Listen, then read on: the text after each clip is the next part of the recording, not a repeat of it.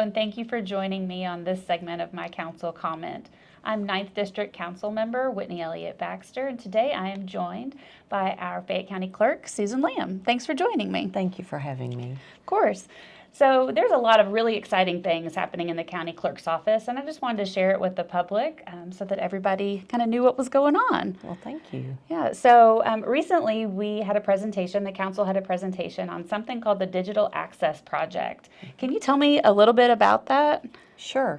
It is a very unique opportunity that we are actually collaborating with the University of Kentucky, and we have lots of students and also community partners that they're going back in the records, and they are actually looking at a lot of information and trying to catalog it, and it really is, it has a lot of important information about genealogy and slaves and different contexts. It's really interesting. It's very important to go to our website and to be able to look at this. And you mentioned the project, the presentation yesterday. It was outstanding as well, and it's going to be able to give you much more depth of information. I actually had an opportunity to go and look at the scanners they were using to scan these massive historical records, and it's just such a cool project and really a great opportunity for our community to research their past and the history of Lexington. So thank you for being involved in that project. Absolutely, yes. And it actually has connected us to other countries as well, where people have their beginnings in Kentucky, and so it's going to build many more bridges than we can talk about today for the future of our community. That's awesome. I really am super excited about that project, and we'll link more information as well. So we have a new vehicle registration system, and it's replaced something that's been around for a very long time. Can you talk to me a little bit about the CAVIS system and why we switched and the benefits to the community? Sure, absolutely. So the CAVIS system, and CAVIS stands for the Kentucky Automated Vehicle Information System. And while we had the former system was called AVIS, and it was installed in like 1979, and anybody that looks at technology from 1979 and think that we're still in 2024 now and it was still functioning was just purely a miracle. So as you can imagine, the system had to be replaced. Well, it took probably about 20 years to actually figure out how to transition 350 million records in the state of Kentucky.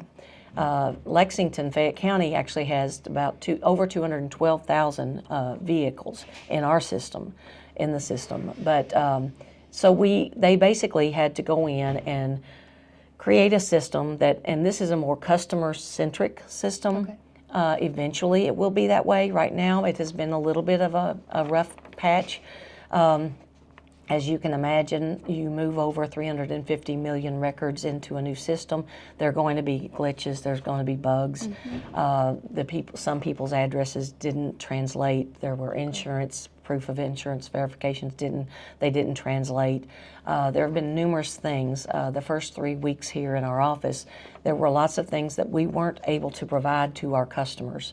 So luckily, over time and a lot of collaboration with Kentucky Transportation Cabinet and those of the CAVIS team, we have actually been able to move past a lot of bugs and glitches, and we actually are seeing a new normal, thank goodness, with less lines and less stressed people to be able to get their registration renewals. The other thing that we did during this time, because we had to shut down for 2 weeks at the end of December and the first part of January. So we actually, as a state, have actually taken and removed the penalties and interest for both December renewals and January renewals because we had such complications with the system that we felt like that it was only fair that if you were a December renewal or a January renewal that you would not be penalized because of a new system. Well, that was really nice. It has truly been it has been a difficult situation, and I have used the word patience a lot, more than I've ever in my entire life. And we still continue to ask people to have patience. We still, in Fayette County, we're about 13 days behind with our dealer work and our mail-in. Typically in our office, before we transitioned into this new system, if you mailed in or you did a web renewal, you would usually get your motor vehicle registration back in the mail within 7 days. It's taken a little bit longer right now, but eventually we're going to be back into the new normal and we'll be back on schedule. But it's probably going to take us through about March to be able to get back to the new normal. Okay. So, does this new system allow the public to do more online? right. Are there more online capabilities with this, or it's just more streamlined? Actually the benefit that we're going to see is going to be behind the scenes. Okay. The customers really aren't going to see any different facing on the website or when they come into our counters. Basically, what the old system was, what they refer to as the old green screens. And if you had 5 vehicles in your possession, you would have to go to 5 different screens to see each of and renew each of those vehicles. In this new system, all 5 vehicles will be listed on one screen, and then they're going to marry them all together so that in the future that it's a one-stop shop. Okay. So But maybe it's cut not down that on yet. waiting in line and It will efficiency eventually. of the, of the office. Technically, they have said it could take up to a year for us to maneuver through all of the nuances and get everything to be married together. Okay. So it's just a lot of patience.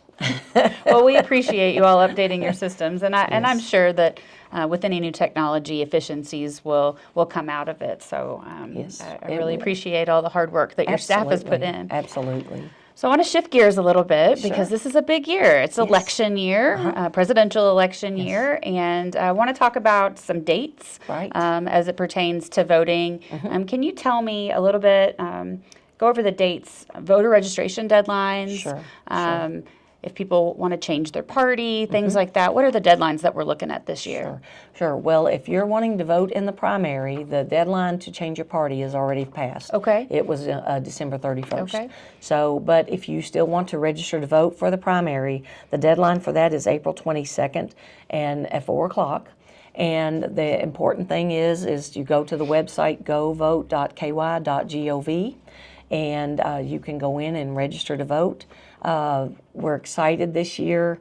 We partnered last year with the libraries. Well, this year I'm really so excited because we are actually going to have early voting at every single library in Fayette County. That's great news. And we also, in addition to the normal precincts, we're not taking any of the precincts away, but we are also going to have a vote center at each of the libraries on Election Day. Oh, wow. Okay. So, I mean, this is huge. So, early voting, and I always have to look at my dates on this. We have in-person absentee voting that you have to have a qualifying excuse.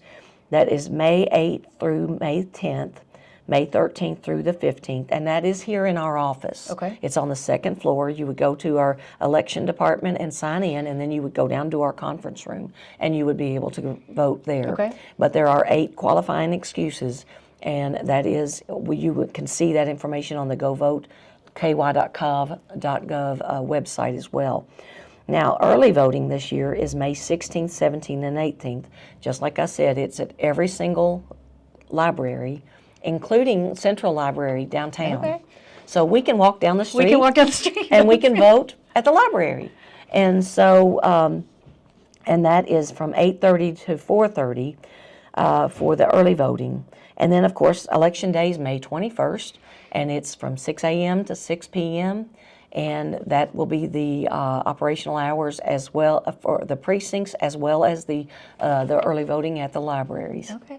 So a lot of people are probably like me and really love the day of voting. What are some of the benefits to the community to vote early? You know, it's a preference. I mean, early voting all started because people needed to be able to if they were going to be out of town, or if they had some type of surgery scheduled, or if they had a family matter. That's how it all started.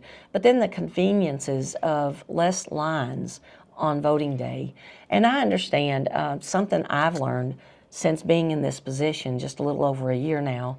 I had no idea of the nature of the importance of going to your precinct to vote. It's a very special thing that's ingrained in our DNAs, and I think it's really important to understand that, which I have learned. Prior to me coming into this office, I had always voted at my precinct. I never went to early voting. I always voted and I took great pride in doing that. So I really appreciate and value that. But I also want people to know that if you can't get off work, or if you do have some other circumstance, there are multiple ways to be able to cast your vote. And at the end of the day, my priority is I want to increase the voter turnout.